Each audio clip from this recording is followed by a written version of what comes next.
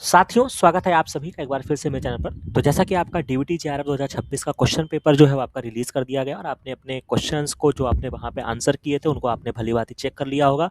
बहुत सारे ऐसे कमेंट्स देखने को मिल रहे हैं जहाँ पे बच्चों की क्वेरीज़ है कि क्या पर्टिकुलर ये क्वेश्चन पे हम चैलेंज कर सकते हैं या कितनी कट ऑफ होने वाली है या क्या उनका सिलेक्शन होगा, नहीं होगा।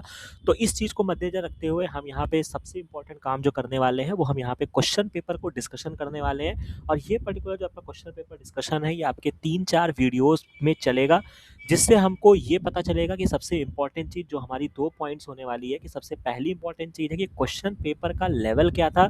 क्योंकि किसी भी कट ऑफ को प्रेडिक्ट करने से पहले हम ऐसे हवा में नहीं बात कर सकते हैं कि ये पर्टिकुलर एग्ज़ाम का जो कट ऑफ है ये इतना जाएगा या उतना जाएगा। उसके लिए हमें पहले क्वेश्चन पेपर की एनालिसिस करनी होगी, उसको समझना होगा डेप्थ लेवल पे कि कैसे क्वेश्चंस आए थे। और इसी बहाने हमें क्या पता चलेगा कि आपके क्वेश्चंस जो आपको सॉल्यूशंस भी पता चलते जाएँगे कि हाँ, हमने कहाँ पर क्या गलती किया है। और अपार्ट फ्रॉम दैट जो बच्चे बॉर्डर लाइन पे स्कोर कर रहे हैं या जिन्होंने इस पर्टिकुलर एग्जाम को टारगेट किया था, अनफॉर्चुनेटली यहाँ पे उनके मार्क्स नहीं बन पाए हैं, उनके लिए भी ये पर्टिकुलर जो वीडियो होंगे वो आपके लिए आई ओपनर होगा कि किस तरीके से हमें अपने एग्जाम की प्रिपरेशन करनी चाहिए और क्या हमें कमी रहेगी, या इस प्लेटफॉर्म पे अगर आप तैयारी करना चाहते हैं तो किस तरीके से आप हमारे साथ मिल के क्वेश्चन पेपर की प्रैक्टिस करते हुए अपने नेक्स्ट एग्जाम जो कि आपका खास तौर से जो मैं आपको कहना चाहूँगा, आपका अभी फिलहाल आईसीएमआर जेआरएफ आने वाला है। और जो बच्चे खास तौर से यहाँ पे अच्छा स्कोर कर रहे हैं, यहाँ पे मैं बहुत ही जिम्मेदारी के साथ एक बात कहना चाहूँगा, जो बच्चे 175 के ऊपर इस पर्टिकुलर एग्जाम में स्कोर कर रहे हैं डीबीटी में, या कह लीजिए 150 के ऊपर भी स्कोर कर रहे हैं, वो समझ लीजिए कि आप सिलेक्शन के बहुत ही करीब हैं। बस आपको एक अच्छे से गाइडेंस की आवश्यकता है और अपने नॉलेज को ब्रश अप करने की आवश्यकता है। और डीबीटी और आईसीएमआर का जो पैटर्न होता है वो मोर और लेस सेम होता है। तो ये एग्ज़ाम आपके लिए बहुत ही बेहतरीन हो सकता है। तो इसी वजह से अभी से इस एग्ज़ाम की प्रिपरेशन में लग जाइए, ताकि जब भी आपका 2026 का आईसीएमआर जेआरएफ का एग्ज़ाम हो, आप वहाँ पे बेहतर परफॉर्मेंस कर सकें। और अपार्ट फ्रॉम दैट आपका सीएसआईआर नेट, जो कि कभी भी आपका इसका नोटिफिकेशन आ सकता है, ये भी एग्जामिनेशन जो है वो आपके सामने लगा हुआ है। तो मुख्य बात यहाँ पे ये हो गई है कि हम यहाँ पे क्वेश्चन पेपर डिस्कस करते जाएंगे, क्वेश्चन पेपर के सोल्यूशंस बताते जाएंगे और आप समझते जाएंगे कि कहाँ कहाँ से हमने किस तरीके से हम वहाँ पे अप्रोच लगा सकते थे या किस तरीके से हम क्वेश्चन पेपर को सॉल्व कर सकते थे। और देन कट ऑफ का जो हमारा वीडियो होगा वो सबसे आखिरी में आएगा, उसके लिए आपको धैर्य रखना पड़ेगा, क्योंकि वो मैं इमीडिएट नहीं बनाऊँगा कि हाँ, मैंने 4 क्वेश्चन देख लिए और मैं आपको किसी भी लेवल पे मैं बोल दूँ कि हाँ भैया इतनी कट ऑफ जाने वाली है। तो तुक्केबाजी वाली काम हम यहाँ पे नहीं करते हैं। तो हम यहाँ पे प्रॉपर एनालिसिस करेंगे और देन फिर हम एक कह सकते हैं कि प्रॉपर एनालिसिस के साथ जो होगा वो हम वहाँ पे कट ऑफ का एक लास्ट का वीडियो आपको प्रोवाइड करेंगे। ठीक है? तो यहाँ तक बात आपको समझ में आ गई होगी। तो अब हम यहाँ पे क्वेश्चन पेपर को डिस्कस करने वाले हो। सबसे पहले मैंने यहाँ पे सेक्शन बी के क्वेश्चंस को उठाए, जो खास तौर से हमारे बायोलॉजी के पार्ट के होते हैं। और देन फिर जब हम बी के सेक्शन को डिस्कस कर लेंगे, तब हम सेक्शन ए की तरफ आएंगे। तो पहला क्वेश्चन जो यहाँ पे पूछा गया है कि which one of the following organism is used in the production of the citric acid industrial scale. तो ये आपका रिपीटेड क्वेश्चन है, अगर आपने पीवाईक्यू सॉल्व करके गए होंगे तो भी आप कर लेंगे। बाकी एनसीईआरटी में भी मैंने आपको ये रटवाया था, बहुत अच्छे से हमारे चैनल पे कवर है, जहाँ पे सिट्रिक एसिड, ब्यूटेरिक एसिड और दुनिया भर की जितनी भी आपके साइक्लोस्पोरिन के बारे में हमने चर्चा किया था, हमने इम्यूनोसप्रेसिव ड्रग के बारे में चर्चा किया था, स्टैटिन के बारे में चर्चा किया था। तो ये particular microbes in the human welfare एक चैप्टर है एनसीईआरटी में, वहाँ का ये डायरेक्ट क्वेश्चन है। और इसका जो राइट आंसर होगा वो आपका एस्परजिलस नाइजर होगा। रिपीटेड क्वेश्चन है, बहुत आसानी से आपको ये क्वेश्चन पिक करना चाहिए था। दूसरा क्वेश्चन भी जो आपका वन लाइनर क्वेश्चन पूछा गया है कि which one of the following is not the product of anaerobic metabolism. अब ये भी आपका बहुत इंपॉर्टेंट हो जाता है। एनारोबिक मेटाबॉलिज्म में जब आप पढ़ते थे, जब आप इलेक्ट्रॉन ट्रांसपोर्ट चैन पढ़ते थे, जब आपका एरोबिक कंडीशन होता था, आपका ग्लाइकोलिसिस होता था, फिर इलेक्ट्रॉन ट्रांसपोर्ट चैन होता था, याद आया? फिर वहाँ पे पर्टिकुलर जो आपके प्रोडक्ट्स बनते थे, आपका क्रैप साइकिल में जाता था, अदरवाइज वो लैक्टेट का फॉर्मेशन करता था, इथेनॉल का फॉर्मेशन करता था। ये आपका एनारोबिक कंडीशन में होता था, लैक्टेट का फॉर्मेशन, इथेनॉल का फॉर्मेशन, और कहीं ना कहीं बायोगैस का भी जो फॉर्मेशन होता है वो एक तरीके का एनारोबिक प्रक्रिया है। लेकिन अगर आप ब्लाइंडली भी इस ऑप्शन में अगर आप ट्रेस करते हैं तो यहाँ पे एक ऑप्शन में आपको पेनिसिलिन देखने को मिल जाएगा, जिसका एनारोबिक मेटाबॉलिज्म से कोई लेना देना नहीं है। और थोड़ा सा अगर आप याद करते हैं तो पेनिसिलिन आपको याद होगा एंटीबायोटिक है, जो कि इसकी पूरी डिस्कवरी की स्टोरी बहुत फेमस है, जहाँ पे अलेक्जेंडर फ्लेमिंग साहब ने इसको डिस्कवर किया था। और चूंकि एक बहुत ही अच्छा वर्ल्ड वार सेकंड के समय इसको यूज़ किया गया था, ठीक है, तो वहाँ पे ये एनारोबिक मेटाबॉलिज्म का कोई चक्कर ही नहीं था। तो इसका जो आपका राइट आंसर होगा वो आपका पेनिसिलिन होगा। तो इसका राइट आंसर यहाँ पे पेनिसिलिन हो जाएगा। तो यानी कि क्वेश्चन आईडी जो आपकी 55 है इसका राइट आंसर फोर्थ आंसर की में भी दिया है और यहाँ पर भी फोर्थ आंसर आपका बनेगा, तो यहाँ पे कोई दुविधा आपको नहीं आनी चाहिए। इसके बाद नेक्स्ट क्वेश्चन जो पूछा गया है कि which one of the following statement is correct regarding for the rubisco, ये भी आपका बहुत ही इंपॉर्टेंट और प्रिडिक्टेड क्वेश्चन है। फोटोसिंथेसिस हमने बहुत ही डिटेल में कवर करके रखा हुआ है, अगर आप हमारे फोटोसिंथेसिस के वीडियो देखकर जाते तो आप इस क्वेश्चन को बहुत अच्छे से कर सकते थे। अब चूंकि हमें यहाँ पे करेक्ट ऑप्शन को ट्रैक करना है, तो सबसे पहले हमने आपको बताया था कि आपको किस तरीके से ऑप्शन एलिमिनेशन मेथड का यूज करना होगा। जब आप यहाँ पे 5 स्टेटमेंट को पढ़ते हैं तो एक स्टेटमेंट यहाँ पे दिया गया है कि it involve in the electron transport in the plant. अब चूंकि जब आप रूबिस्को की बात करते हैं, तो जब हम फोटोसिंथेसिस पढ़ते हैं तो सिंपल सा वहाँ पे एक आपका लाइट रिएक्शन होता है और एक आपका डार्क रिएक्शन होता है, यही तो होता है। लाइट रिएक्शन में हम क्या करते हैं बेटा, एटीपी और NADPH की सिंथेसिस करते हैं, क्योंकि हमें लास्ट में जाके शुगर की सिंथेसिस करनी है, यानी कि भोजन बनाना है जिसमें हमें एनर्जी की रिक्वायरमेंट पड़ेगी। तो सबसे पहले हमने लाइट रिएक्शन में एटीपी बना लिया और डार्क रिएक्शन में हम क्या करते हैं, इसी का यूटिलाइज करके हम क्या करते हैं, शुगर का फॉर्मेशन करते हैं, यानी कि हम कार्बन का फिक्सेशन करते हैं। और उस फिक्सेशन की जब हम स्टेप में आते हैं तब हमको एक एंजाइम की आवश्यकता पड़ती है, जो कि आपका रूबिस्को एंजाइम होता है। तो यानी कि यहाँ पे ये इलेक्ट्रॉन ट्रांसपोर्ट के समय, यानी कि इलेक्ट्रॉन ट्रांसपोर्ट जो प्रक्रिया होती है, अगर हम उसकी तरफ आते हैं तो जो आपका इलेक्ट्रॉन ट्रांसपोर्ट जो आपकी प्रक्रिया होती है वो आपकी लाइट रिएक्शन में होती है। तो यानी कि डार्क रिएक्शन में मेरा रूबिस्को इस्तेमाल होगा, तो इस रिएक्शन में नहीं होगा, तो डी ऑप्शन मेरा गलत हो जाएगा। तो हम सबसे पहले ऑप्शन एलिमिनेशन की तरफ आएंगे। डी ऑप्शन हमारा सी में रखा हुआ है, थर्ड में रखा है, ये मैं कैंसिल कर दूंगा और डी को मैं यहाँ कैंसिल कर दूंगा। अब हमारा रास्ता बहुत ही आसान हो गया, बी और ई दोनों ही ऑप्शन में रखा हुआ है, तो अब हमें ज़्यादा सोचने की आवश्यकता नहीं है। अब हमें बस इस बात पे विचार करना है कि क्या हमें ए ऑप्शन को लेके चलना है या नहीं चलना है। तो ए ऑप्शन में कह रहा है कि it is only found in the green plant and the algae में पाया जाता है। क्योंकि चूंकि यहाँ पे अगर ये ओनली वर्ड का जिन्होंने इस्तेमाल किया है, यहीं पर उन्होंने सारा गड़बड़ कर दिया, तो केवल ग्रीन प्लांट और एल्गी में नहीं होता है। यहाँ पर बच्चों को बहुत कन्फ्यूजन भी हो रही थी, जो क्वेश्चन भी मुझसे टेलीग्राम पे पूछा गया, तो ये मैंने आपको लेलिंजर का लगा दिया है, जहाँ पे आप जब फोटोसिंथेसिस पढ़ते हो, आपने हमारे साथ भी पढ़ा होगा, वहाँ पे भी मैंने बहुत विधिवत आपको एक्सप्लेन किया है।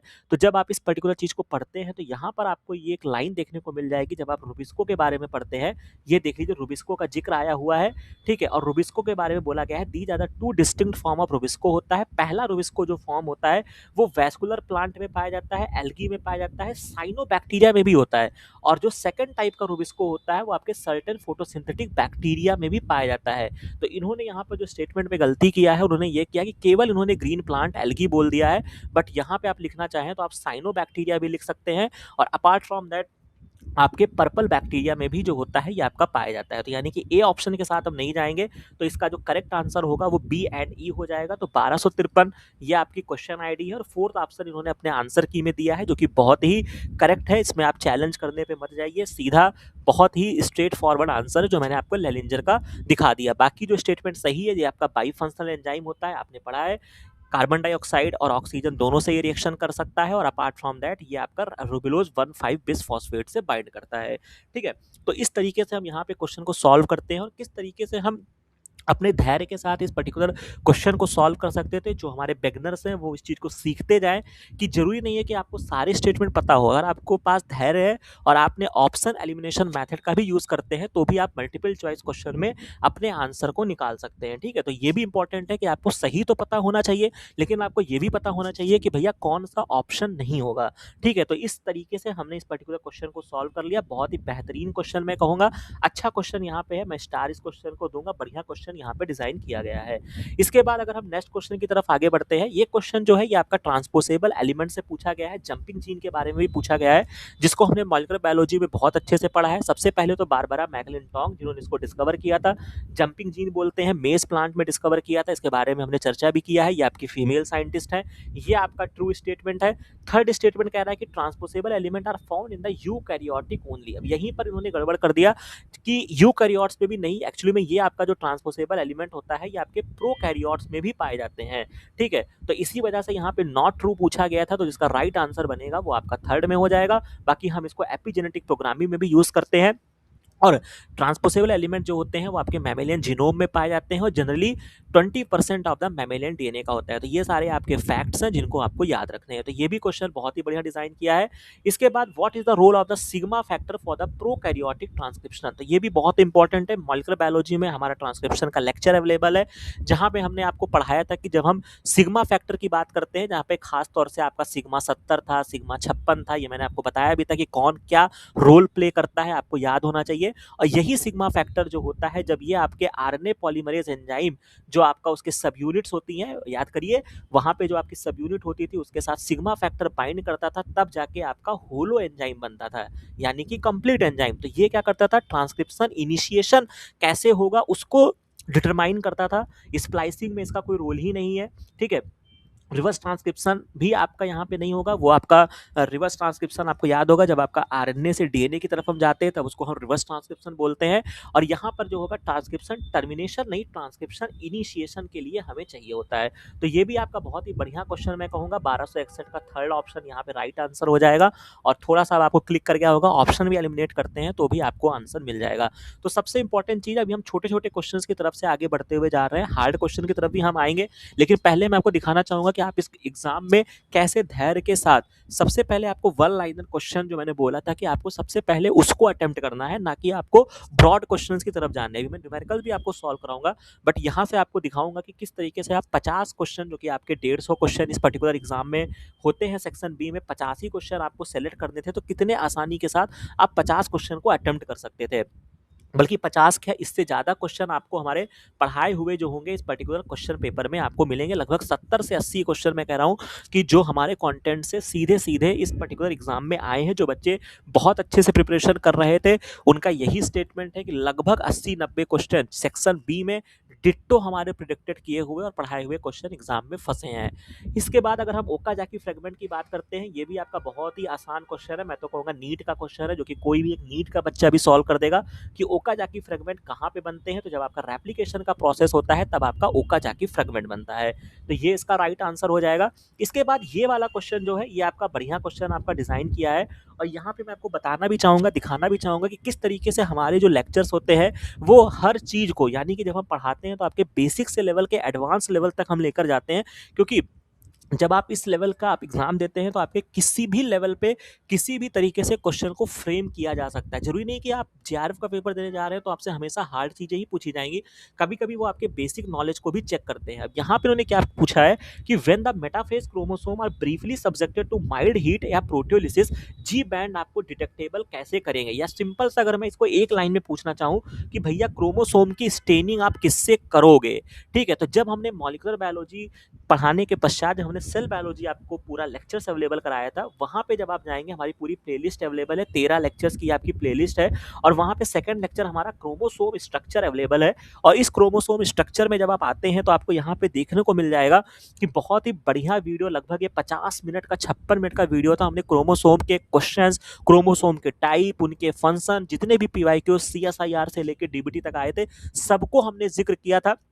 और इसका जो एक्सप्लेनेशन है ये आप देख सकते हैं, यहाँ पे मैंने टिक भी लगाया है, आपको देखने को मिल जाएगा। सिवरल डाइस जो होती हैं वो स्टेन करती है, जिम्सा स्टेन, और यहाँ पे जी बैंटिंग का भी नाम यहाँ पे मेंशन है। तो बहुत अच्छे तरीके से मैंने इसको पढ़ा के रखा है। और यही कह सकते हैं कि आपको बाकियों से अलग करेगा जब आप एक बेहतरीन कंटेंट और बहुत ही अच्छे तरीके से पढ़ाई करके जाओगे। ठीक है, तो जो बच्चे इस प्लेटफॉर्म से पढ़ कर गए उन्होंने बहुत आसानी के साथ इस क्वेश्चन को अटेम्प्ट किया। और जिम्सा स्टेनिंग जो होता है वो आपके क्रोमोसोम को स्टेन करने के लिए काम आता है। चाहे आप क्रोमोसोम की स्टेनिंग पढ़िए, चाहे आप जी बैंड की स्टेनिंग करिए, आपको क्या करना होगा, आपको जिम्सा स्टेनिंग करना होगा। ठीक है, बाकी थोड़ा सा आप कंफ्यूज तो नहीं हो सकते थे। ग्राम स्टेनिंग जो होता है ये आपके बैक्टीरिया के लिए होता है। ईओसिन भी आप ब्रेड में पढ़ते हैं, आप यहाँ पे यूरेनिल एसिटेट स्टेनिंग और जिम्सा से कंफ्यूज हो सकते थे। बट अगर आप हमारे लेक्चर्स को देख कर जाते तो आपको तीनों ऑप्शन की तरफ जाना ही नहीं है, आपको सीधा क्वेश्चन पढ़ा और जिम्सा स्टेनिंग पे टिक करके आप आगे बढ़ गए। तो 1257 ये आपकी क्वेश्चन आईडी है। और थर्ड जो होगा वो इसका राइट आंसर होगा। यहाँ पे मैंने हमारे बिगिनर्स जो स्टूडेंट है जो इस चैनल में अभी नए जुड़े हैं उनको भी मैं यहाँ पे आई ओपनर देते हुए जा रहा हूँ, किस तरीके से कंटेंट्स जो है, अगर आप सीरियसली पढ़ाई करते हैं तो आपको यहाँ पे जो कंटेंट्स अवेलेबल हैं वो आपको हर एग्जाम में सीएसआईआर से लेके आईसीएमआर तक, और अपार्ट फ्रॉम दैट आपको असिस्टेंट प्रोफेसर एग्जाम तक आपको क्वेश्चंस देखने को मिलेंगे। अब अगर हम इसी के क्रम में आगे बढ़ते हैं, एक और क्वेश्चन जो बढ़िया क्वेश्चन यहाँ पे डिजाइन किया है कि द जेनेटिक इनहेरिटेबल इन्फॉर्मेशन कहाँ स्टोर होता है। तो चूंकि डीएनए में आपने पढ़ा होगा, लेकिन यहाँ पे जो बच्चे कंफ्यूज हुए हैं वो इन्होंने जो राइट आंसर दिया है वो राइट आंसर इन्होंने फोर्थ ऑप्शन को दिया है, डीएनए एंड आरएनए को दिया है।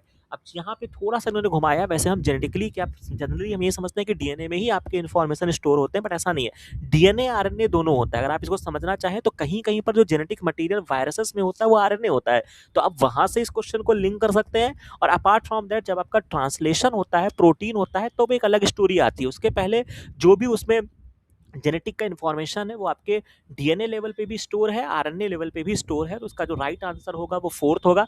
बहुत बच्चों ने डीएनए ओनली पे टिक किया है और बहुत क्लेम करने की कोशिश कर रहे हैं, बट इसका आंसर आपका डीएनए ओनली नहीं होगा, डीएनए एंड आरएनए दोनों में ये आपका स्टोर होता है। तो 1263 का जो है ये आपकी क्वेश्चन आईडी है, और फोर्थ ऑप्शन इन्होंने यहाँ पे दिया है जो कि मेरे समझ से सही ऑप्शन दिया है। तो चैलेंज करने में कोई दिक्कत, मतलब फंसने की आवश्यकता नहीं है, तो आप इसको सही मान सकते हैं। डीएनए एंड आरएनए दोनों ही आपके जेनेटिकली इनहेरिटेबल इन्फॉर्मेशन जो स्टोर होता है वो आपके डीएनए एंड आरएनए होता है। सिंपल सा आप न्यूक्लिक एसिड भी बोल सकते हैं, तो उसी में ही आपका स्टोर होता है। ठीक है।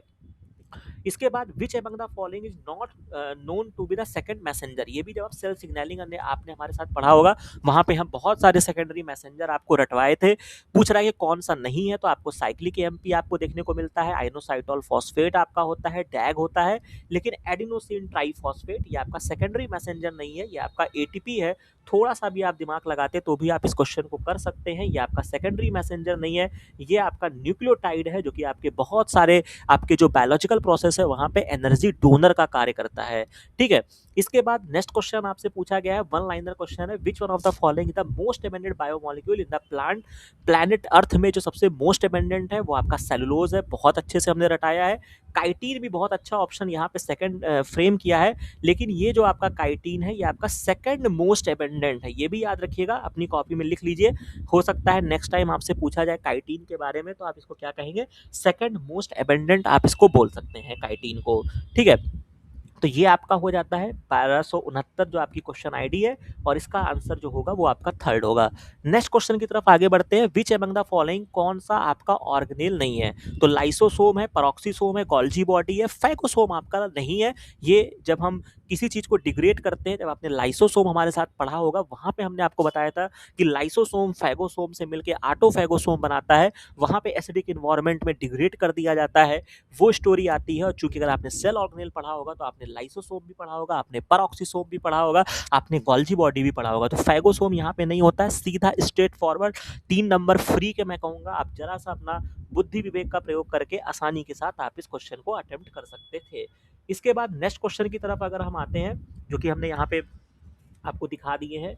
इसके बाद जो आपका नेक्स्ट क्वेश्चन है ये आपका टेक्निकल क्वेश्चन, बहुत बढ़िया क्वेश्चन यहाँ पे डिजाइन किया है कि which of the following is not correct about the circular dichroism spectroscopy. ये भी आपका टूल्स टेक्निक का क्वेश्चन है। सर्कुलर डाइकोरिज्म जो बच्चे पढ़े होंगे आसानी के साथ कर सकते थे, क्योंकि आपके कह सकते हैं प्रोटीन से रिलेटेड ये आपका टेक्निक होता है। इसको मैंने आपको बढ़ाया था जब हम 3D structure of the protein determine करते हैं, उसके लिए हमने आपको याद करिए क्वेश्चन आता था कि कौन सी ऐसी टेक्निक है जो 3D structure of the protein को नहीं बताती है।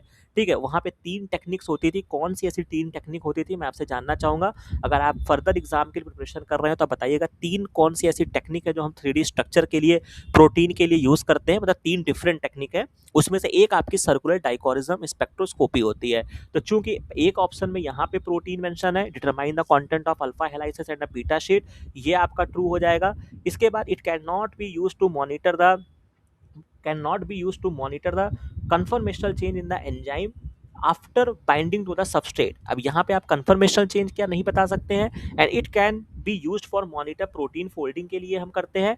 It is used to monitor the conformational transition from B DNA से जेड डीएनए। लेकिन जो हम इसका पूछ रहे हैं कि कौन सा आपका करेक्ट नहीं है, तो प्रोटीन फोल्डिंग में तो हम इसको यूज करेंगे। ठीक है। प्रोटीन फोल्डिंग में हम इसको यूज करेंगे, जिसमें हम नहीं कह रहा है कि आप क्या इसमें आपको नॉट करेक्ट बताना है। तो can not be use to monitor the conformational change in the enzyme. नहीं भाई, एंजाइम जो होता है ये आपका प्रोटीन होता है, आप यहाँ से पकड़ सकते हैं। तो चूंकि जब एंजाइम आपका प्रोटीन है तो उसका कन्फर्मेशनल चेंज में हम बता सकते हैं, तो यानी कि कह रहे हैं कि हम नहीं बता सकते हैं, तो यही ऑप्शन जो होगा वो आपका गलत हो जाएगा। तो इसका जो राइट आंसर 1270 का जो राइट आंसर होगा वो आपका थर्ड ऑप्शन बनेगा। ठीक है। समझ में आई बात कैसे हमने इसको पकड़ा। हमने ऐसे पकड़ा कि सर्कुलर डायकोरिज्म जो टेक्निक है वो आपके प्रोटीन से रिलेटेड है। प्रोटीन वर्ड आपको यहाँ मिल रहा है, प्रोटीन वर्ड आपको यहाँ मिल रहा है, और एंजाइम जो होता है वो आपका प्रोटीन होता है। अब चूंकि इन्होंने कह दिया कि it can not be used to monitor the conformational change in the enzyme, तो क्यों नहीं भाई, जब एंजाइम प्रोटीन है और प्रोटीन के लिए आपकी टेक्निक बनाई गई है तो हम क्यों नहीं कर सकते हैं, तो हम इसको कर सकते हैं। तो यही आपका नॉट करेक्ट हो जाएगा, बाकी रिमेनिंग ऑप्शन आपके करेक्ट हैं।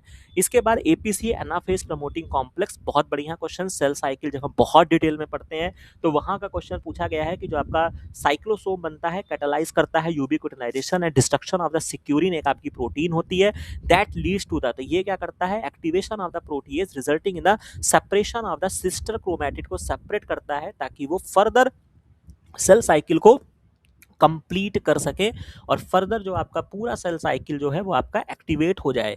तो इसका जो राइट आंसर बनेगा वो आपका सेकंड ऑप्शन होगा, यानी कि 1268 की जो क्वेश्चन की सेकंड ऑप्शन जो होगा वो आपका राइट आंसर होगा। प्रोटीएज को एक्टिवेट करता है जिससे सेपरेशन होते हैं सिस्टर क्रोमैटिड के। इसके बाद 1271 क्वेश्चन में पूछा गया है कि beta oxidation of fatty acid कहाँ होता है। ये भी क्वेश्चन आपका बहुत बढ़िया पूछा गया है। बहुत सारे बच्चों ने माइटोकॉन्ड्रिया को टिक किया है और कह रहे हैं कि माइटोकॉन्ड्रिया जो होगा उसको हम क्लेम करेंगे, बट ऐसा नहीं है। Beta oxidation of the fatty acid जब हम बात करते हैं तो ये आपके माइटोकॉन्ड्रिया एंड पेरोक्सिसोम दोनों में होता है। माइटोकॉन्ड्रिया ये आपके एनिमल्स में होता है एक्सक्लूसिवली, पेरोक्सिसोम प्लांट केस में होता है। और अपार्ट फ्रॉम दैट अगर आप जब आप फैटी एसिड पढ़ते हैं ना, उनका भी जब ब्रेकडाउन आप पढ़ते हैं ना, तो वहाँ केस में भी आपको पेरोक्सिसोम ही देखने को मिलता है। और इसके लिए हमने beta oxidation of the fatty acid, ये हमारे चैनल पे अवेलेबल है, लाइन टू लाइन हमने लेलेंजर बुक से पढ़ाया है, देख सकते हैं। यहाँ पे एक्टिवेशन की तरफ आते हैं तो fatty acid breakdown occur in the cytosol of the prokaryote, peroxisome in the plant and the mitochondria matrix in the all other eukaryotes में देखने को मिलता है। तो यानी कि यूकैरियोट में माइटोकॉन्ड्रिया में, प्लांट में पेरोक्सिसोम में, और अगर प्रोकैरियोट में पूछा जाता है तो हम साइटोसोल कहते हैं। तो यानी कि ये बहुत अच्छा क्वेश्चन है। माइटोकॉन्ड्रिया एंड पेरोक्सिसोम, चूंकि यहाँ पे ना इन्होंने एनिमल्स की बात की है ना इन्होंने प्लांट की बात की है, तो आप दोनों चीज़ों को कंसीडर करते हुए आंसर करेंगे। तो beta oxidation of the fatty acid अगर हम प्लांट एनिमल को लेके चलते हैं, हालांकि यहाँ पे साइटोप्लाज्म भी ऑप्शन दिया गया है, बट चूंकि हम बैक्टीरिया को यहाँ पे नहीं लेके चलते हैं, हम यहाँ पे मेनली यूकैरियोट्स की बात कर रहे हैं, तो यूकैरियोट्स में आपका प्लांट और एनिमल आएंगे, जिसपे हम माइटोकॉन्ड्रिया एंड पेरोक्सिसोम को हम यहाँ पे टिक करेंगे। तो 1271 का जो राइट आंसर बनेगा वो आपका फोर्थ ऑप्शन बनेगा। इसके बाद अगर हम नेक्स्ट क्वेश्चन की तरफ आगे बढ़ते हैं, अमाइनो एसिड बहुत ही फेवरेट इनका टॉपिक था, वहां से भी 3-4 बढ़िया क्वेश्चन पूछे गए हैं। एक क्वेश्चन तो आपका बहुत ही प्रिडिक्टेड क्वेश्चन था, जो कि आपका रिपीटेड क्वेश्चन मैं कहूंगा कि which one of the following amino acid generally destabilise the alpha helices in the protein. तो यानी कि जो प्रोटीन में आपकी अल्फा हेलाइसिस बनती है उसमें कौन सा ऐसा अमाइनो एसिड है जो नहीं बनने देता है। तो हमेशा हमने आपको बताया था पी से प्रोलीन होता है, पी से प्रॉब्लम होता है। तो जहां जहां आपका प्रोलीन इंटर करता है वो क्या करता है, अल्फा हेलिक्स को नहीं बनने देता है। तो यहाँ पर इन्होंने प्रोलीन, अगर आप चेक करते हैं तो आपको 2 ऑप्शन आपके कट जाएंगे, 2 ऑप्शन में आपको दिया गया है। लेकिन जब हम रामाचंद्रन प्लॉट पढ़ते हैं तो वहाँ पे हम ग्लाइसिन को भी पढ़ते हैं, ठीक है। तो वहाँ से अगर आप इसको लिंक करना चाहें तो प्रोलीन एंड ग्लाइसिन ये आपके 2 ऐसे अमाइनो एसिड है जो कि आपके क्या करते हैं, अल्फा हेलाइसिस को नहीं बनने देते हैं। तो यानी कि 1273 क्वेश्चन की जो राइट आंसर होगा वो आपका थर्ड हो जाएगा। इसके बाद विच one of the following amino acid is highest molecular weight, ये भी एक बढ़िया क्वेश्चन है। इस पैटर्न पे कभी मॉलिक्यूलर वेट पूछा नहीं था, बट इस बार इन्होंने पूछ लिया है। तो ये भी आपके लिए है कि भाई मॉलिक्यूलर वेट्स भी आप इनको देखते जाइए। हालांकि ये क्वेश्चन मैं कहूंगा कि थोड़ा सा अगर आपको लर्न रहा होगा तभी आपको इस क्वेश्चन पे हाथ लगाना चाहिए, नहीं तो अदरवाइज आप मॉलिक्यूलर वेट या तो आपको प्रॉपर स्ट्रक्चर पता हो तो आप स्ट्रक्चर से कैलकुलेट करेंगे, जो कि बहुत ही टाइम टेकिंग हो जाएगा। तो बुद्धिमानी इसी में है कि आप ऐसे क्वेश्चन को ना ही अटेम्प्ट करें अगर आपको श्योर शॉट नहीं पता है। बाकी लेलिंजर की बुक में अगर आप आते हैं जहाँ पे आप अमाइनो एसिड पढ़ते हैं, वहाँ पे सभी के मॉलिक्यूलर वेट दिए गए हैं। जैसे ग्लाइसिन का 75 होता है, जिसमें अगर आप लिस्ट में आते हैं तो सबसे ज़्यादा जो मॉलिक्यूलर वेट आपको देखने को मिलता है वो आपको ट्रिप्टोफैन को देखने को मिलता है। तो इसका जो राइट आंसर आपका यहाँ पे बनेगा वो आपका ट्रिप्टोफैन हो जाएगा। फिर विच one of the following amino acid has an aromatic side chain. अब ये भी क्वेश्चन बहुत अच्छा है। नॉर्मली क्या होता है जब एरोमेटिक अमाइनो एसिड की हम बात करते हैं तो आपका टायरोसिन, ट्रिप्टोफैन और आपका फेनाइलएलनिन, ये 3 अमाइनो एसिड जो होते हैं ये आपके एरोमेटिक में अधिकतर हम उनके बारे में सुनते हैं, लेकिन यहाँ पे ऑप्शन में दिया ही नहीं है। लेकिन जब आप एरोमेटिक साइड चेन की इन्होंने यहाँ पे बात की है, तो जब आप एरोमेटिक साइड चेन को देखेंगे और बहुत डीप में स्ट्रक्चर जब आप इसकी एनालिसिस करते हैं, तब आपको यहाँ पे हिस्टडीन समझ में आएगा कि जो आपका हिस्टडीन होता है जिसमें आपका इमिडाजोल रिंग होता है, ठीक है, याद रखिएगा क्वेश्चन आपसे पूछा जाएगा। इमिडाजोल रिंग यहाँ पे होता है जो कि एक तरीके का आपका एरोमेटिक साइड चेन है। तो 1275 क्वेश्चन आईडी का जो राइट आंसर होगा वो आपका हिस्टीडीन होगा। इसके बाद अगर हम नेक्स्ट क्वेश्चन की तरफ आगे बढ़ते हैं, ये भी क्वेश्चन बहुत बेहतरीन डिजाइन किया गया है कि 1278 क्वेश्चन आईडी है, कह रहा है कि ग्लाइकोलिसिस इज द ब्रेकडाउन होता है जिसमें हम ग्लाइकोज से सॉरी ग्लूकोज से हम पायरुवेट बनाते हैं। ग्लूकोन्यूजेनेसिस जो होता है जस्ट इसका अपोजिट होता है, हम जो है पायरुवेट से ग्लूकोज बनाते हैं। The intermediate involve in these two pathway are the same but one some of the reactions are reversible and those are catalysed by the same enzyme. Which one of the following step is catalysed by the two different enzyme for the two pathway. यानी कि सबसे important चीज हमने glycolysis और आपको पढ़ाया भी था, ग्लाइकोनियोजेनेसिस भी आपको पढ़ाया था, ग्लूकोनियोजेनेसिस। तो हम ये बार बार कहते भी हैं कि नॉर्मली क्या होता है कि आपने ग्लूकोज से जब आपने पायरुवेट बनाया और फिर आपको क्या करना है भाई, ग्लूकोनियोजेनेसिस में क्या है, आपको ग्लूकोज ही तो बनाना है। तो नॉर्मली आप सोचेंगे भाई इसे को उल्टा कर देते हैं, लेकिन ऐसा नहीं होता, ये उल्टा रिएक्शन नहीं होता है। यहाँ पे क्या होता है कि आपको डिफरेंट पाथवे की तरफ से जाना होता है, क्योंकि यहाँ पे बहुत सारे आपके एनर्जी कंपाउंड्स बनते हैं, हाई एनर्जी कंपाउंड बनते हैं जिनको आप डायरेक्टली सिंथेसाइज नहीं कर सकते, तो आपको बाईपास रिएक्शंस की आवश्यकता होती है। तो यहाँ पे कौन से ऐसे रिएक्शन है जिसमें आपको दो डिफरेंट एंजाइम की आवश्यकता होती है, तो ये आपका एक बहुत ही सुंदर सा डायग्राम है, इसकी फोटो ले लीजिएगा और अपने जो नए बच्चे हैं वो अपने नोट डाउन कर लेंगे। तीन रिएक्शन जो होती हैं जब आप ग्लाइकोलिसिस पढ़ते हैं वो आपकी इरिवर्सिबल होती हैं। उन्हीं रिएक्शन में ही सारा खेल होता है जिसमें आपके एंजाइम्स जो होते हैं, ग्लाइकोलिसिस में कुछ और होता है और ग्लूकोनियोजेनेसिस में आपका कुछ और होता है। अब कैसे होता है इसको भी समझते जाइए। तो ग्लूकोज से जब आपका ग्लूकोज 6 फॉस्फेट बनता है, नॉर्मली यहाँ पे हेक्सोकाइनेज होता है, वेल नोन एंजाइम है। फ्रक्टोज 6 फॉस्फेट से 1,6 बिस फॉस्फेट बनता है, यहाँ पे फॉस्फोफ्रक्टोकाइनेज होता है जो कि आपका पेसमेकर एंजाइम होता है। लिखते जाइए, एग्जाम में क्वेश्चन बनते हैं कि पेसमेकर एंजाइम ग्लाइकोलिसिस का कौन है, तो फॉस्फोफ्रक्टोकाइनेज है। और ये दोनों रिएक्शन जब हमारी होती है तो एटीपी हमारी कंज्यूम होती है, ठीक है, इन दो रिएक्शन में। फिर जब हमारा फॉस्फोइनॉल पायरुवेट से जब हम पायरुवेट बनाते हैं तो हमारी एटीपी बनती है इस रिएक्शन में, और पायरुवेट काइनेज होता है जो कि आपका पोटेशियम डिपेंडेंट एंजाइम होता है। ये एक एक क्वेश्चन मैं यहाँ पे लिखता चल रहा हूँ। अब देखिए, जब आप उल्टा जा रहे हैं तो आपने पायरुवेट से फॉस्फोइनॉल पायरुवेट आप सीधा नहीं बना देंगे। पायरुवेट से पहले आप ऑक्सैलो एसीटेट बनाएंगे, यहाँ पे एटीपी कंज्यूम करेंगे। फिर आप ऑक्सैलो एसीटेट से आप जाएंगे, यहाँ पे भी आप एटीपी कंज्यूम करेंगे। फ्रक्टोज 1,6 बिस फॉस्फेट के लिए यहाँ पे आप एक फॉस्फेट को हटाएंगे, तब आपका 6 फॉस्फेट का मतलब यही हुआ ना, 1,6 बिस फॉस्फेट का मतलब 2 फॉस्फेट ग्रुप लगा है। यहाँ पर केवल एक ही फॉस्फेट ग्रुप लगा है। जब आपके स्ट्रक्चर को देखते हैं तो यहाँ पे हमें फॉस्फेट को रिमूव करना है, तो हमें फॉस्फेटेज एंजाइम चाहिए। और इसी तरीके से जब हमें ग्लूकोज 6 फॉस्फेट से केवल ग्लूकोज बनाना है तो हमें ग्लूकोज 6 फॉस्फेटेज चाहिए। तो अब ऑप्शन को आप यहाँ पे ट्रैक कर लीजिए, तो जो आपका आंसर बनेगा वो आपका पहला हो जाएगा, inter conversion of glucose and glucose 6 phosphate. यानी कि इंटर कन्वर्जन जब हम कर रहे हैं तो ग्लाइकोलिसिस में मुझे हेक्सोकाइनेज एंजाइम चाहिए, ग्लूकोनेजेनेसिस में मुझे ग्लूकोज 6 फॉस्फेटेज चाहिए। तो बहुत सुंदर चार्ट है, बहुत अच्छे से इस कॉपी को नोट डाउन कर लीजिएगा। और बहुत ही बढ़िया क्वेश्चन, एक कंपेरेटिवली क्वेश्चन पूछा गया है आपसे डीबीटी जेआरएफ के एग्जाम में, ठीक है। और ये क्वेश्चन जो था वो बहुत ही अच्छा था, जिन्होंने बहुत डीप अध्ययन किया होगा वही इस क्वेश्चन को सॉल्व कर सकते थे। और अदरवाइज आपके पास ऑप्शंस भी है, अगर आप सिंपल शॉर्ट क्वेश्चन अटेम्प्ट करते हैं तो वो भी अच्छा है। या थोड़ा सा भी अगर आपको डाउट है तो जहाँ पे आपको इतने क्वेश्चंस मिल रहे हैं अटेम्प्ट करने को, तो वहाँ पे आप ऐसे क्वेश्चन को छोड़ भी सकते हैं, ठीक है। तो यहाँ तक हमने इस क्वेश्चन को सॉल्व कर लिया। इसके बाद ये क्वेश्चन भी आपसे पूछा गया है, 1281 क्वेश्चन आईडी है। Arrange the following component of the ji protein coupled receptor के मतलब सिग्नलिंग सिस्टम को करेक्ट ऑर्डर में आपको सजाना है। तो जीपीसीआर आपको पता है बहुत ही इंपॉर्टेंट है, जो कि आपके मोस्टली जो आपके कह सकते हैं कि जो आपकी सिग्नलिंग पाथवे होती है वो आपके जीपीसीआर से होती है। जीपीसीआर सिग्नलिंग जो होती है आपका ऑर्डरेंट जितने भी आपके रिसेप्टर्स होते हैं वो फॉलो करते हैं, बहुत सारे हार्मोन्स फॉलो करते हैं, और उसी में आपका जो आपका एपिनेफ्रिन या कह सकते हैं कि जो आपका इमरजेंसी हार्मोन होता है वो भी आपके जीपीसीआर को फॉलो करता है। तो यानी कि सबसे पहले तो जो आपका लिगेंड होगा ना भाई, सबसे पहले तो सिग्नल आएगा ना, तो सिग्नल एपिनेफ्रिन ही तो फॉर्म में आएगा भाई। सबसे पहले हार्मोन आके रिसेप्टर पे बाइंड करेगा, तभी तो हमारी प्रक्रिया आगे बढ़ेगी। तो जब मुझे इसको करेक्ट ऑर्डर में सजाना है तो सबसे पहले मुझे कुछ नहीं पता है, तो मुझे भैया एपिनेफ्रिन तो पता है कि भाई सबसे पहले सिस्टम में एपिनेफ्रिन आया होगा, तभी तो बायोलॉजिकल प्रोसेस हमारी स्टार्ट हुई होगी भाई। ये आपका सेल है, सेल के अंदर का इन्वायरमेंट है, ये आपका सिग्नलिंग मॉलिक्यूल है, मतलब रिसेप्टर है ये, ठीक है।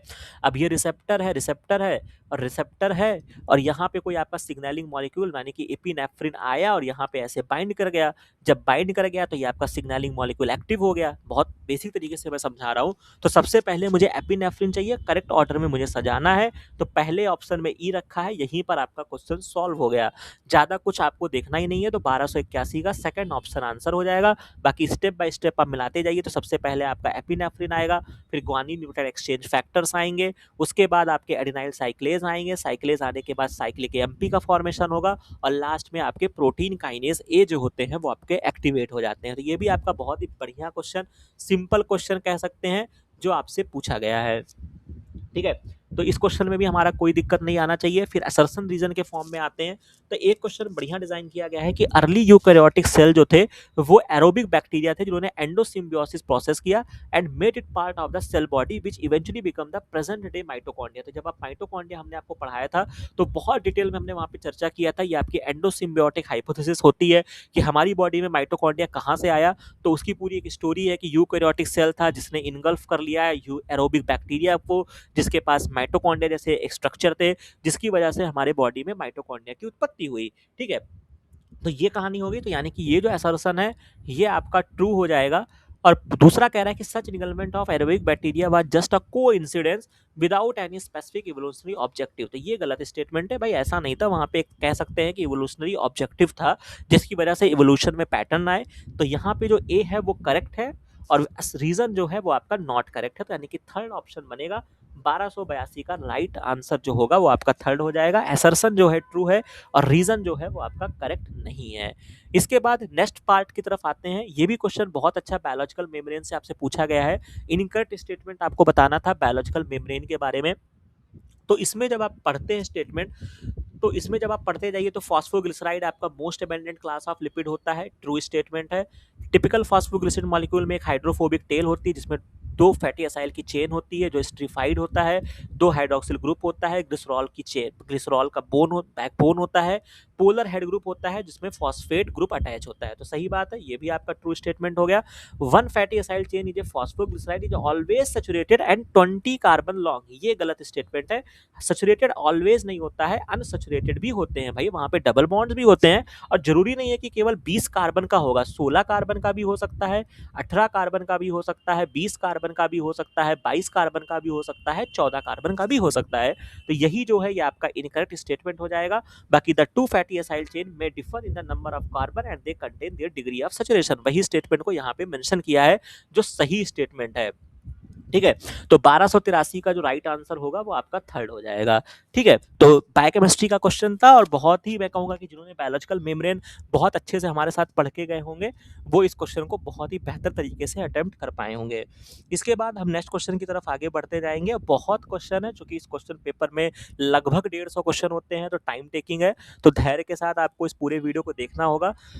अब 1286 क्वेश्चन आईडी में मैचिंग, ये भी आपका रिपीटेड क्वेश्चन है, पीवाईक्यू सॉल्व करके जाएंगे तो लग जाएगा। आरएनए पॉलीमरेज सेकंड फर्स्ट, और ये ही एक चार्ट है जो मैंने आपको दिया हुआ है कि भैया इसको आप याद कर लीजिए, आपको हर एग्जाम में आपको मिलेगा।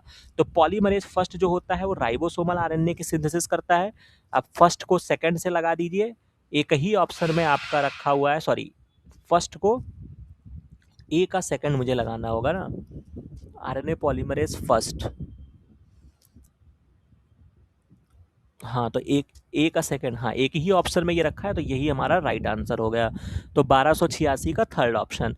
अब इसी तरीके से आरएनए पॉलीमरेज सेकंड जो होता है ये हेट्रोजिनस न्यूक्लियर आरएनए हो गया, तो न्यूक्लियर प्री एमआरएनए हो गया, तो आरएनए पॉलीमरेज सेकंड को हम थर्ड से मिला देंगे, बी का थर्ड हो गया।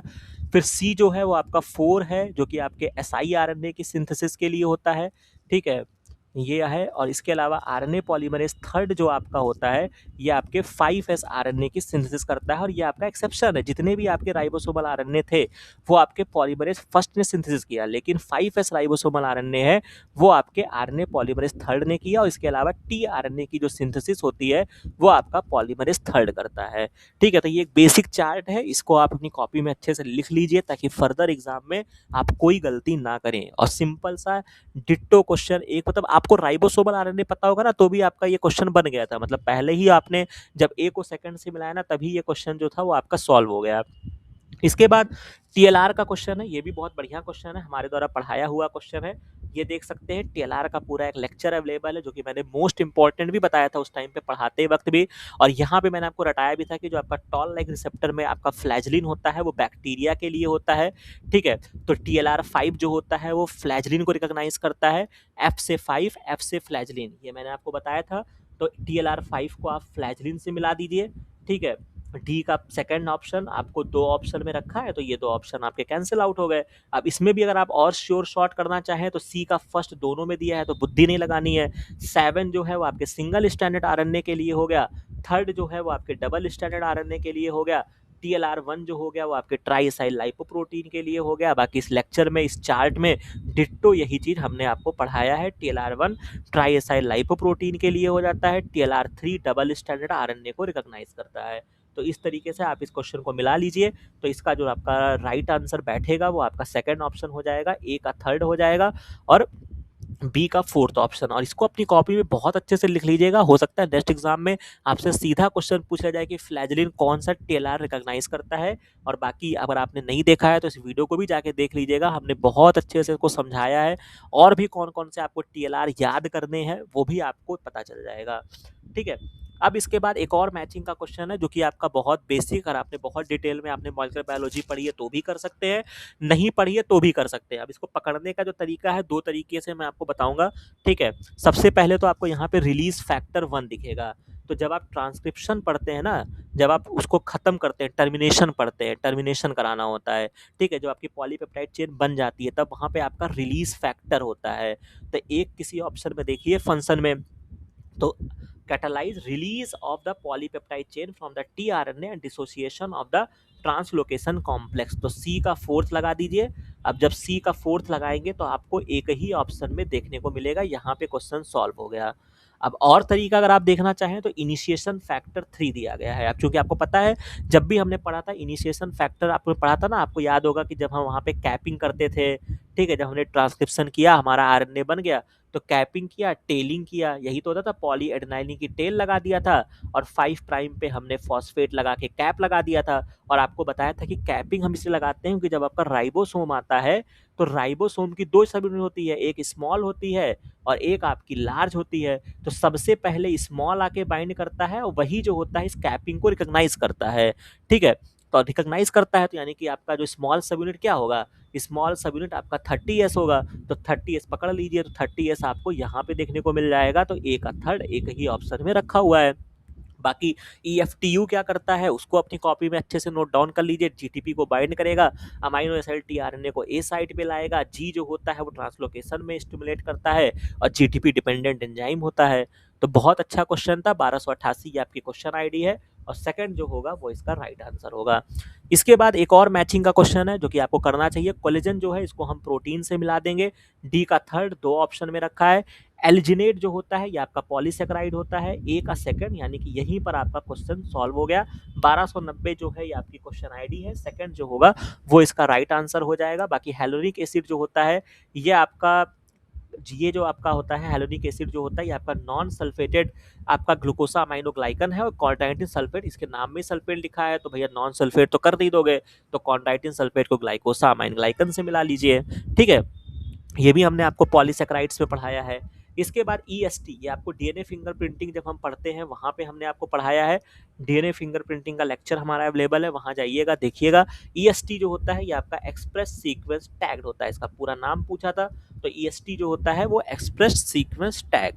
इसके बाद 1291 क्वेश्चन जो कि आपके रिकॉम्बिनेंट डीएनए टेक्नोलॉजी से पूछा गया है कि डीएनए सीक्वेंस सिंथेसाइज किया गया है जिसमें probability of each of the 4 nucleotide occurring is equal, तो what is the probability of finding a contiguous patch of the sequence गटा। तो इसका जो फॉर्मूला होता है 1/4 की पावर n, तो यानी कि 1/4 n जो होता है जितने आपके बेस है, तो 1 2 3 4, यहाँ पे 4 गटा की बात कर रहा है तो 4 बेस पेयर का है तो 4 की पावर 4 कर दीजिए, तो 4 इंटू 4 इंटू 4 इंटू 4 करते हैं तो ये आपका 1/256 आ जाएगा और यही जो होगा इसका राइट आंसर हो जाएगा। 1291 का थर्ड ऑप्शन जो होगा वो आपका राइट आंसर हो जाएगा, ठीक है। समझ में आई बात? इसके बाद ये भी क्वेश्चन बहुत बढ़िया है, इनका रिपीटेड क्वेश्चन है, मतलब ये तो क्या कहते हैं कि इसको मैचिंग में लास्ट ईयर दिया था, उसके पहले कौन-सा पहले इल्यूट होगा, कौन-सा नहीं होगा, उस पे क्वेश्चन उन्होंने ड्राइव किया था। उसी को तोड़-मरोड़ के यहाँ पे पूछा है कि which one of the following is the most appropriate chromatography method to resolve a mixture of non interacting protein of the molecular weight, अगर 20 केडीए का है, 50 का है, 65 का है, 95 है, तो ये आपका चूंकि आपके डिफरेंट साइज के हैं तो हम साइज एक्सक्लूसन क्रोमेटोग्राफी करते हैं, ठीक है। या फिर हम क्या कर सकते हैं, जेल फिल्ट्रेशन क्रोमेटोग्राफी कर सकते हैं, जो कि इसी साइज के पैटर्न पे आधारित है। तो इसका जो आंसर बनेगा, आयन एक्सचेंज नहीं करेंगे क्योंकि आयन का कोई खेल नहीं है, निकिल एनटीए भी हमें नहीं करना है, आइसो इलेक्ट्रिक फोकसिंग भी नहीं करना है, हमें जेल फिल्ट्रेशन मेथड का यूज करना है, जो कि आपके साइज के आधार पे, यानी कि साइज के आधार पे ये हमारा सेपरेट कर देगा। इसके बाद 1298 पूछ रहा है, which one of the following class of compound has bond other than carbon carbon bond, यानी कि कौन सा ऐसा कंपाउंड है जिसमें कार्बन बॉन्ड के अलावा भी बॉन्ड है। तो भैया कार्बोहाइड्रेट, कार्बोहाइड्रेट में क्या होता है, ग्लाइकोसिडिक बॉन्ड होता है, आप यहाँ से ट्रैक कर सकते हैं। फर्स्ट ऑप्शन आपका आंसर हो गया 1298 का। बाकी ग्रेफाइट है, डायमंड है, ये भी बहुत इंपॉर्टेंट है, कार्बन के एलाट्रॉप होते हैं, एग्जाम में क्वेश्चन पूछा जाता है। ग्रेफाइट का हाइब्रिडेशन sp2 होता है, डायमंड का sp3 होता है, ये आप याद रखेंगे, एग्जाम में नेक्स्ट टाइम क्वेश्चन बन सकते हैं, ठीक है। और इसके अलावा ग्रेफाइट जो होता है वो आपके पेंसिल की नोक में होता है, ये याद रखेंगे, ठीक है। इसके बाद नेक्स्ट क्वेश्चन पूछा गया है, the approximate number of amino acid in the protein of the molecular wait आपको दिया गया है। तो एक अमाइनो एसिड का जो मॉलिक्यूलर वेट होता है वो 110 होता है, तो 55,000 में कितने हैं, तो 110 से डिवाइड कर दीजिए, तो ये आपका 500 आ जाएगा। पहला ऑप्शन रखा हुआ है, मतलब जो सीधे आंसर है, मतलब इसमें तो कुछ आपको सोचना ही नहीं है, बस बेसिक बायोकेमिस्ट्री आपको लगानी है और क्वेश्चन आपका बन जाएगा, और ये हमने आपको पीवाईक्यूज में सॉल्व कराया है। इसके बाद नेक्स्ट मैचिंग का क्वेश्चन है, जो कि आपके यहाँ पे डिजीज दिए गए हैं, जिसमें आपके सेक्सुअली ट्रांसमिटेड डिजीज की बात की गई है। इसका भी लेक्चर हमने आईसीएमआर के टाइम पे पढ़ाया था। ट्रिपैनोमा जो होता है, निसेरिया होता है, तो ट्रिपैनोमा पैलिडियम से आपका सिफिलिस होता है, डी का फर्स्ट मिलाइए, दो ऑप्शन आपके कैंसिल हो गए। निसेरिया को आप गोनोरिया से मिला दीजिए, सी का सेकेंड, तो डी का फर्स्ट, सी का सेकंड, ये वाला ऑप्शन आपका बनेगा। क्लेमाइडिया जो होता है वो सर्विकाइटिस करता है, और यूरियोप्लाज्मा जो होता है वो यूरेथ्राइटिस करता है, तो यानी कि इसका भी आंसर जो होगा वो आपका फोर्थ ऑप्शन हो जाएगा, ठीक है। तो अभी तक हमने यहाँ पे कुछ क्वेश्चंस यहाँ पे डिस्कस किए, लगभग हमने यहाँ पे अगर मैं देखना चाहूँ तो लगभग 1 2 3 4 5 6 7 8 9 10 11 12 13 14 15 16 17 18 19 20 21 22 23 24 25 26 27 28 29 30, तो यानी कि 30 क्वेश्चंस जो है वो हमने यहाँ पे डिस्कस कर लिए हैं, और जिसमें से 30 क्वेश्चन जो कि आपके बहुत ही सरलता के साथ सॉल्व होने वाले, और हमारे द्वारा पढ़ाए हुए जो हमारे कंटेंट चैनल पे अवेलेबल हैं उसमें डिट्टो लाइन हमारे पढ़े, मतलब फंसे हुए ये क्वेश्चन है। इसके बाद जो हम नेक्स्ट पार्ट में डिस्कस करेंगे, और भी क्वेश्चन के बारे में हम चर्चा करेंगे, जिन क्वेश्चन पे आपको डाउट है उनको भी हम यहाँ पे साइमल्टेनियस लेते हुए चल रहे हैं, ठीक है। तो बने रहिए, ताकि हम आपको कल शाम तक आपका लास्ट कह सकते हैं कि टाइम है आपका क्वेश्चन चैलेंज करने का, तो जो हमारा पार्ट है वो आपको क्लियर कर देंगे कि कौन से ऐसे क्वेश्चन है जिनको आपको चैलेंज करना है या आपको नहीं करना है। तो आशा है कि ये वीडियो आपको अच्छा लगा होगा, इस तरीके से अपने हित मित्रों में जरूर साझा करिएगा। बाकी मिलते हैं नेक्स्ट वीडियो में नेक्स्ट इन्फॉर्मेशन के साथ। Thank you very much.